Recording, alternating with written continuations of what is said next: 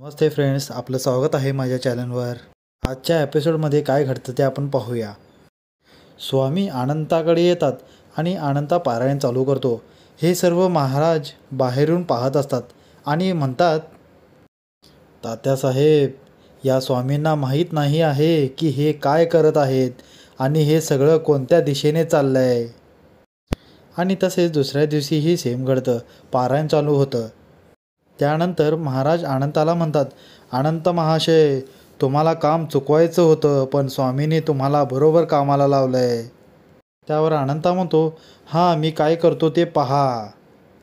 पारायण चालू होण्याआधी अनंता स्वामींना म्हणतो, स्वामी, तुम्ही इकडे रोज गुरुचरित्र ऐकायला येतात. तिकडे तुमचे भक्त खोळंबले असतील ना. माझ्यामुळे भक्तांना वाट पाहायला लावणं मला बरोबर वाटत नाही. स्वामी म्हणतात, तू काळजी करू नकोस, आम्ही सांगितलं आहे भक्तांना काय ते. अनंता, होय का, बरं बरं. त्यावर स्वामी, तू वाच, सुरू कर पारायण. असे 2 दिवस निघून जातात. महाराज आणि तात्या अनंताला भेटायला येतात आणि म्हणतात, तात्या म्हणतात, उद्या पारायणाचं शेवटचं दिवस, काय बोलायचं लक्षात आहे ना. महाराज त्या अनंताला म्हणतात, काम चोख व्हायला हवं, काही गडबड व्हायला नको. आता पारायणाचा लास्ट दिवस येतो.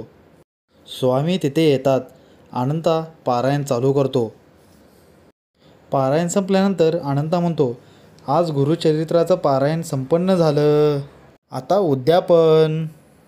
आणि तुम्ही मला सांगितलं तुम्ही माझ्या घरी येणार. त्यावर स्वामी म्हणतात, हो, येणार तर. अनंता म्हणतो, ठीक आहे, मग आपण उद्याच निघूया. स्वामी, उद्या? अनंता, होय, प्रवासात वेळ जाईल, माझं घर तर बडोद्यात आहे. त्यावर स्वामी बोलतात, काय, बडोद्याला? अनंता म्हणतो, हो, आणि तुम्ही शब्द दिलाय मला आणि तुम्ही शब्द मोडू शकत नाही. बाहेरून बघत असलेले महाराज म्हणतात, स्वामी, आता तुम्ही दिलेले शब्द मोडूच शकत नाही. आमची राजकुमारी लहान, तिला सांगितलं काहीतरी यातूरमातूर कारण आणि त्यांना ते पटलंय. आणि आता तुम्ही कोणतीही सबब सांगू शकत नाही. आता तुम्ही पुरते वचनात अडकलेत. आता तुम्हाला बडोद्याला तर यावंच लागणार आहे. असे तो महाराज स्वतःशीच बोलू लागतो. स्वामी अनंताला म्हणतात, अरे आम्ही तुझ्या घरी बडोद्याला कसे काय येणार. महाराज बाहेरून तात्यांना म्हणतात, आता या अनंताने खच खायला नको म्हणजे झालं. खिंड लढवायची हवी तर आपली कामगिरी फते होईल. तात्या म्हणतात, बरोबर आहे तुमचं महाराज. अनंता स्वामींना म्हणतात, स्वामी, तुम्ही शब्द दिलाय हां. त्यावर स्वामी म्हणतात, अरे हो, पण बडोदा किती लांब आहे, तिथे पोचायला किती उशीर होईल हे तू आधीच सांगायला हवं ना. त्यावर अनंता म्हणतो, हो, पण मला माहीत आहे तुम्ही दिलेला शब्द जपताय आणि आपलं ठरलंय. म्हणजे मी तसे बोललोही होतो की उद्यापन मी घरीच करणार. त्यावर स्वामी म्हणतात, बरं, तुला शब्द दिलाय तर यावंच लागेल. तर येऊ आम्ही. पण आम्ही काय म्हणतो, तुला उद्यापन तिथेच का करायचं आहे. पारायण इथेच केलंस, आता उद्यापन देखील इथेच कर की. त्यावर अनंता म्हणतो, स्वामी, घर ते घरच. तुमचा तो सन्मान आदर होणे तिथे आवश्यक आहे आणि ते तिथे घरी उत्तम प्रकारे होऊ शकते आणि या कारणाने तुमचे पाय माझ्या घराला लागतील. मला तसंच हवं होतं हो.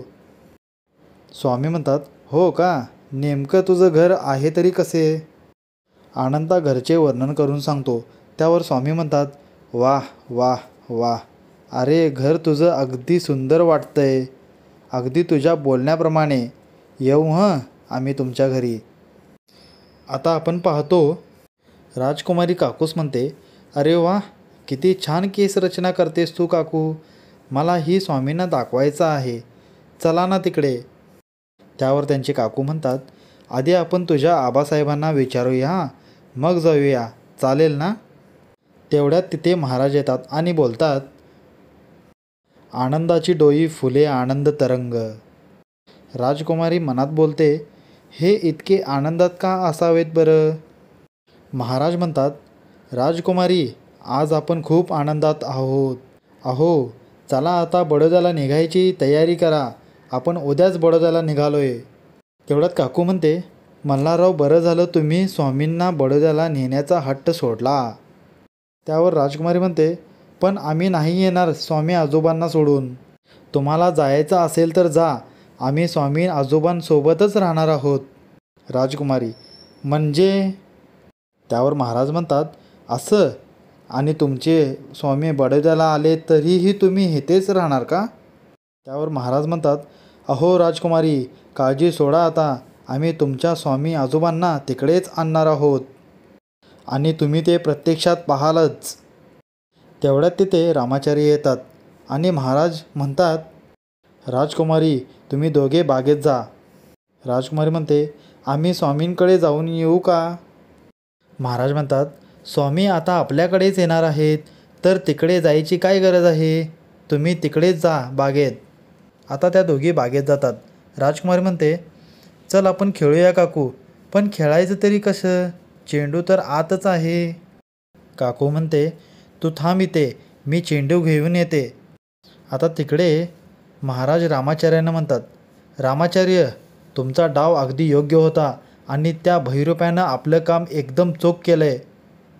आता दिलेला शब्द मागे घेणं स्वामींना देखील जमणार नाही. स्वामी आता त्यांच्या शब्दात अडकलेत. ते बडोद्याला येतो म्हणालेत. आता ते नक्कीच त्या भैरूप्याबरोबर येतील आणि आपण त्यांना तिथेच थांबवून घ्यायचं. रामाचार्य म्हणतो, अहो, विद्वान म्हणून प्रख्यात आहे मी, ते काय उगाच नाही.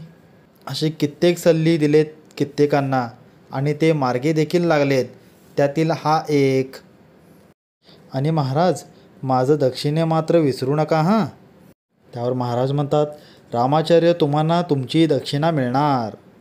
पुढे आपण पाहतो, रामाचार्य स्वामींपाशी येतो आणि मनात बोलू लागतो, उद्या अक्कलकोटची रेष ओलांडून निघून जाशील, म्हणून तुला भेटायला आलो आणि शेवटचं पाहायला आलो खरं तर, आणि हे सांगायला आलो. इथेच भेटलास, आता वर भेटू नकोस. त्यावर स्वामी म्हणतात, रामाचार्य, कळतंय रे, सगळं कळतंय. अरे किती प्रेम आहे तुझं माझ्यावर. तू आम्हाला भेटायला आलास, विचारपूस करायला आलास. कळतंय हं, सगळं कळतंय. एवढे बोलून आजची मालिका इथेच समाप्त होते.